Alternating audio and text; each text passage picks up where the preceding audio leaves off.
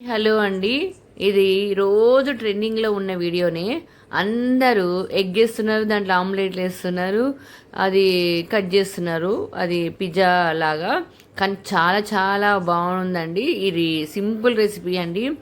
నేను కూడా ఇది ఫెయిల్ అవుతానేమో అనుకున్నా, అట్టర్ అయిపోతుందేమో అనుకున్నా, కానీ ఈజీగా సింపుల్గా అయిపోయింది. ఈ రెసిపీ అనేది చాలా సింపుల్ రెసిపీ అండి. పెద్దగా కష్టపడాల్సిన అవసరం లేదు.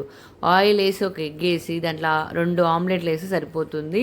మామూలుగా డైట్లో ఉన్న వాళ్ళు ఎల్లో వేయకుండా వైట్ వేసుకొని చేసుకుంటే చాలా చాలా మంచి బ్రేక్ఫాస్ట్ అని చెప్పొచ్చు.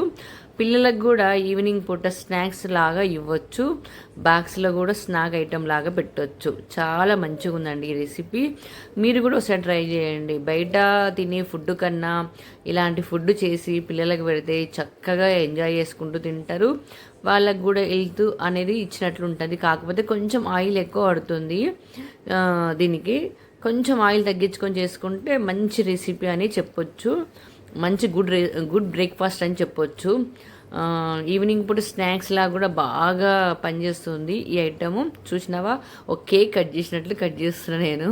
ఎంత బాగుందంటే అంత బాగుంది, చెప్పలేను, అంత బాగుంది. ఇలాంటివి హోటల్లో తినడం కన్నా బయట ఫుడ్ ఇలాంటివి మన ఇంట్లో చేసుకొని తింటేనే చాలా బాగుంటుందండి. బయటి ఫుడ్ ఎప్పుడుదో పెట్టి కల్తీ చేసి అవి ఫ్రిడ్జ్లో పెట్టి మనం డబ్బులు ఇచ్చి రోగాలు తెచ్చుకున్నట్లు ఉంటుంది. ఇలా తింటే మన ఆరోగ్యం లైక్